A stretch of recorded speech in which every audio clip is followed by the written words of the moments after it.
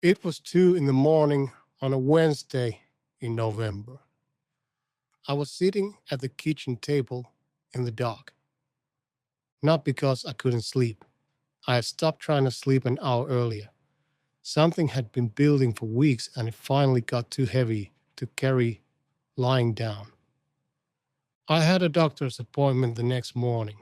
Routine checkup, nothing the doctor had flagged specifically. Just the kind of appointment a man my age keeps because his kids ask him to. Because somewhere in the back of his mind he understands that the math is quietly changing. I sat at that table and I thought about what the doctor might say. Then I thought about what I would do if the news was bad. Then I thought about the money, whether there was enough, whether the decisions I had made at 55 still looked solid from where I was standing now. Then I thought about the house, who would know to call, who would still come. I sat there for a long time going through all of it, one thing at a time in the dark. And at some point, I said something out loud to nobody. I said, I'm scared. 2 words. The house was empty. No one heard them, but I heard them. And something about saying them out loud, even to an empty room, even in the dark, changed the weight of what I was carrying. That is what I want to talk about today. Not the doctor's appointment, not the money, not the specific fears that kept me at that table until 3 in the morning.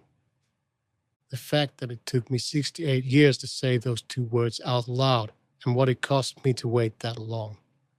If this channel is new to you, subscribe now. This is what we talk about here. The things men carry alone. Every week, a new story. I grew up in a house where fear was not a permitted emotion. Not because anyone said so directly. The rules were just there, in the air, the way certain things are when you grow up around men who absorb them the same way. You handled things. You did not talk about being afraid of them. My father never once said he was scared of anything. Not once in my entire childhood. Not when he lost his job for 8 months when I was 11. Not when my mother was in the hospital for 2 weeks. Not when the money was tight enough that everyone in the house could feel it without anyone naming it. He got quieter. He worked harder. He handled it. That was what you did. I watched that and I learned it the way boys learn most things from their fathers, not from being told, from watching and absorbing and concluding without deciding that this was what a man looked like under pressure. So that is what I became. Under pressure, I got quieter, I worked harder. I told myself that managing fear quietly was the same thing as not being afraid. It is not the same thing. I understand that now. Managing fear quietly is just fear wearing a different coat. It is still there underneath. It still costs you something every single day. It costs you sleep. It costs you presence. It costs you the people around you who can feel that something is wrong but cannot reach it. Because you have placed it somewhere they are not permitted to go. I paid that cost for 50 years without once stopping to add it up. 3 weeks before that night at the kitchen table, something shifted. I was having lunch with my youngest daughter. She had driven 2 hours to see me. We were at a diner she likes. Good coffee, warm booths, the kind of place where the lighting is bad and the conversation tends to go somewhere real. She looked at me across the table at some point and asked if I was okay. Not the small talk version, the real one. I said I was fine. Same answers I had been giving for 50 years. She looked at me for a moment without looking away. Then she said, You look like a man who's carrying something he has decided he has to carry alone. I picked up my coffee. I said something else. We moved on. But I drove home with that sentence sitting in the passenger seat because she had looked at me across the dinner table and named something I had been working very hard not to show anyone. She had seen it clearly, without me saying a word. That was the real moment, not the kitchen table at 2 in the morning. That was just when I stopped arguing with what she had already seen. If this is landing somewhere real for you, hit the like button. Helps more men find this. Keep watching. There is a specific kind of fear that comes with being a man in his 60s. It is different from the fear of younger years, and it does not respond to the same things. When you are 40, fear has an opponent. There is still time. You can outwork it. You can change direction. Fear at 40 converts into action. It has somewhere to go. Fear at 68 is quieter and more particular. It is not the fear of failure. It is the fear of time. The fear that the decisions are mostly made and what remains is to see how they land. The fear that your body is running a different set of numbers than the ones you thought you were tracking. The fear of the phone call you have not received yet but understand is coming.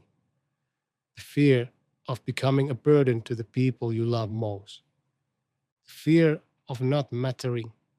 The fear of a quiet that has no morning on the other side of it. These are not fears a man announces at a dinner table. These are the ones he sits with in a dark kitchen at 2 in the morning while everyone else is asleep and the house makes its small sounds and the clock moves. And the silence around them is not strength, it is just silence. Silence does not make fear smaller, it makes it larger, it gives it more room. After Susan died, I began to understand something about fear that I had not understood before. In the last months, she was afraid. She told me. Not every day, not in a way that broke down the room, but clearly and honestly. She would say, I'm scared of what's coming. I would hold her hand and stay in the room, but she said it. She let it exist out loud. After she was gone, I thought about that often. About how she had let fear sit in the open air without it making her smaller. About how naming it seemed to take something away from its weight. About how she had done without effort something I had spent 68 years refusing to do. She had let someone sit with her in it, and it had not broken her. I went back to that diner 5 weeks after the kitchen table night, alone this time. Same booth, same bad lighting. I called my daughter from the table. She picked up on the second ring. I said, You asked me at lunch if I was okay. I said I was fine. I wasn't fine. I want to tell you what's actually been going on. She was quiet for a moment, then she said, I know, Dad. I told her about the fear, not the causes of it, not a plan for addressing it, just what it had been like from the inside, what it felt like to carry it through ordinary days, what it did to sleep, what it was like to sit alone at 2 in the morning with something you had decided you were not allowed to put down. It took about 20 minutes. She didn't try to fix it. She didn't tell me it was going to be okay. She said, Thank you for telling me. And something in the room changed. Not the circumstances, not the facts of the situation, but the weight of the thing. It had been in the open air with another person, and nothing had collapsed. She had not looked at me differently. The fear had not grown from being seen. It had gotten smaller. I sat in that booth for a while after we hung up. I thought about all the years I had spent deciding that carrying things alone was the responsible choice, the strong choice, that protecting the people around me from my own fear was a form of love. I'm not sure anymore that it was love. I think it was habit. I think it was the voice of my father getting quieter and working harder and handling it, living in my chest for 60 years, making decisions on my behalf. He never learned to put it down either. I don't think his father did. Somewhere that has to stop. I am not going to tell you what to do. I am 68 years old, and I have spent most of my life being told what strength looks like for a man, and I know how much that helps. What I am going to tell you is what happened to me when I stopped carrying it alone for 20 minutes in a diner booth on a Thursday afternoon. It got lighter. That is all. It just got lighter. And lighter is enough. Lighter is something you can walk with. If you're a man sitting in a dark kitchen somewhere with something you have decided you cannot say out loud, there is someone in your life who already knows something is there. They have been watching you carry it. They are not afraid of it. They are afraid of you disappearing further behind it. You don't have to say everything. You don't have to have the words right. You just have to say, I'm not okay, and then stay in the room. Write one word in the comments. Just write, I'm here. That's all I need to read. There are men watching this right now who have not admitted that to a single person. If that is you, I read everyone. And if this is the kind of story you want more of, subscribe to this channel every week, something honest for men who still have something to say.